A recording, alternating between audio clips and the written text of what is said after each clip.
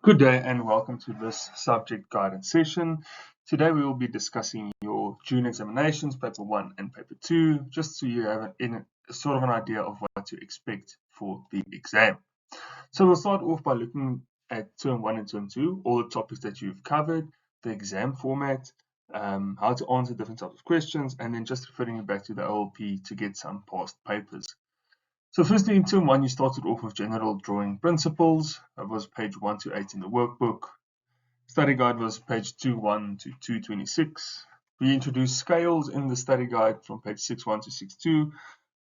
Moved on to freehand drawings and freehand drawing principles, which was page 9 to 11 in the workbook and 31 to 37 in the study guide. We then moved over to geometrical constructions, which was page 12 to page 28 in the workbook and 5.1 to 5.16 in the study guide. So that was term 1. Term 2, we started off, or actually continued geometrical constructions, but we showed you the construction of an ellipse. So it's still page 12 to 28 in the workbook and 5 to 17 in the study guide, but we introduced an ellipse to geometrical constructions. Then we looked into mechanical drawings, page 29 to 53, page 7.1 to 7.23 in the study guide, and then isometric drawings, which was page 54 to 68 in the workbook, and page 8.1 to 8.8 in the study guide. So that's all the topics that you've covered thus far in EGD. Now, in terms of your exam, you've got 2 papers, each of 100 marks, 2 hours long. So paper 1, you will have in no particular order, a freehand drawing, general drawing principles, and a scale drawing. Moving over to your paper 2, which is everything in third angle orthographic projection, you've got the mechanical analytical, geometrical construction of an ellipse, an isometric drawing, and a mechanical drawing.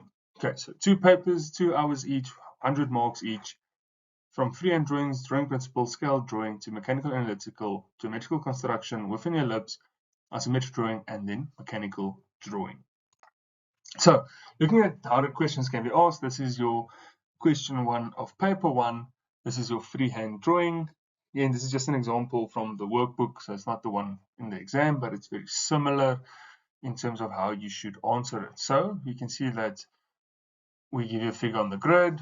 You have to copy it over onto a grid in freehand using freehand drawing techniques, and then basically just reproducing what is given in the question by counting the blocks and being sure that your placement is correct.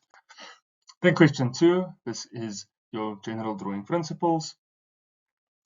Now, again, we look at the scale and all constructions has to be shown. So an example would be at the top where it says radius 64. Yes, but we need to see how you got the placements of your compass. So there is drawing techniques that you have to use in order to copy this successfully. Now, please also include some dimensions so that we can see that you have used the correct dimensions according to the scale that was given to you.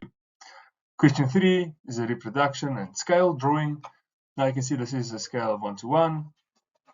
We might ask you a 2 to 1 or a 1 to 2 scale drawing, and then please be sure that you add 3 dimensions. It might change in the exam. Just have a look at the question. Be sure to read the question carefully to see what is expected of you, and just copy over this into the space provided in the answer sheet. Now again, please do not erase any construction lines because we want to see how you got to your answer. Question 1, paper 2, this is an example of mechanical analytical. You can study for mechanical analytical by practicing them and going to the very first page in the workbook for each topic. So we'll start with mechanical drawings, then we provide you with some content or theory, if I can put it like that, where you can go and study, look at the conventions, study the different types of conventions, how certain things are drawn, how a chamfer or a rounding works. And then also we will give you a title block with a lot of details, and you'll get most of your answers from either the given drawings, the work you studied from the workbook and study guide, as well as the title block. Just an example on what date was the revision completed. In the title block, there will be a revision column, and you can get your answer from there. Who checked the drawing? Same thing, title block.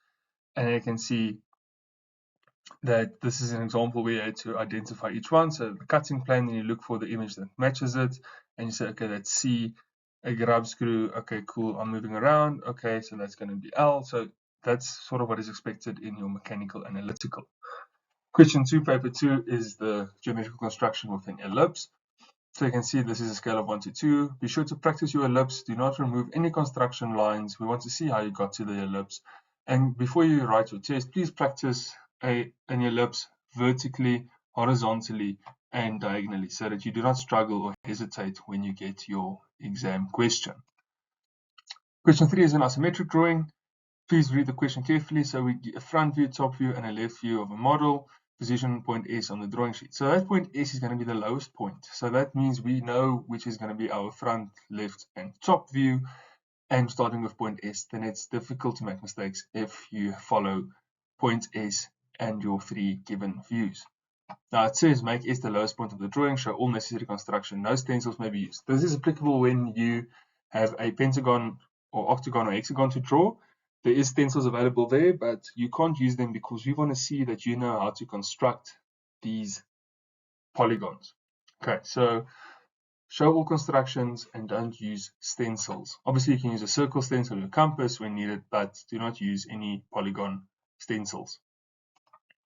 Last question is your mechanical drawing. Now, this is not the same as your isometric. Reading the question, you'll see why. The given figure shows the front view and right view of a casting, as well as the cutting plane BB in third angle of a graphic projection. Draw to a scale of 1 to 1 the following views of the casting. The right view shown in detail. Okay, that is a given already. Just copy it over. The full sectional front view, that's where we will cut it. You can see BB is there. And then showing all necessary constructions and center lines, sectional top view of a cutting plane BB. Okay, so you can see now we give you 2 views. You have to copy them, cut, and then add in a third view. So it is different than the isometric drawing. So please practice quite a few of them before you get to the exam. Now here's just some hints or keys for EGD. Drawings must be practiced. The more you do it, the easier it becomes. Make sure of topics to be completed each term in preparation for the term test examinations, formal course drawings, and PAT. It is important to review prior knowledge of any given topic before starting a new task on the same topic done in previous years. All drawing instruments must be clean before you start any task. That just helps with general neatness. Read all instructions thoroughly. Ensure to print your full name or student number in blue ballpoint pen on all drawing sheets, whether it's a practice drawing, formal course drawing, test, examination, or a PAT. It is important to write your name because we want to see who did the drawing. Drawing sheets must be positioned correctly. So basically just being sure that it's set up square. So use the T-square and any horizontal line on the drawing sheet as a reference when positioning the drawing sheet on the drawing board. Drawing sheet corners must be attached to A3 drawing board using masking tape. I know a lot of drawing boards has a clip on the left, the bottom, and the top right-hand corner. Learners who do have that, that's fine. If you have a board where you only can clip it on the left-hand side, masking tape just helps to keep the page nice and set into the drawing board so it doesn't move around when you draw. All drawings must be drawn with the correct instruments. It is important to do all tasks completely and neatly. Neat drawings always looks better. SANS or SABS codes must be applied in all drawings. That's more in mechanical assembly, mechanical analytical, civil analytical, and civil working drawings. So this is an important one. When starting or placing the drawing incorrectly in a test, exam, or formal course drawing, you should continue with the drawing and, if necessary, draw over the question, the given drawings, the frame, and the title strip in order to complete the drawing successfully, as time is always limited.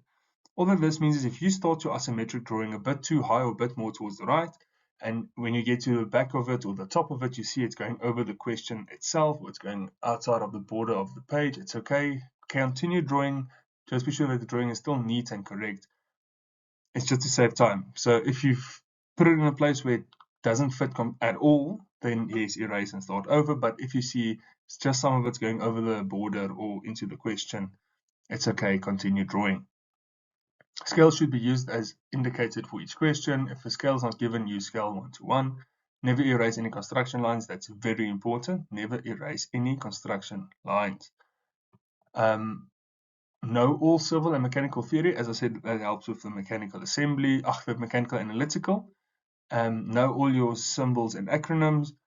Know how to construct all different types of polygons. As I said, don't use the stencil. Practice a pentagon, hexagon, and octagon, and then do all hatching correctly. There's a difference between civil hatching and mechanical hatching.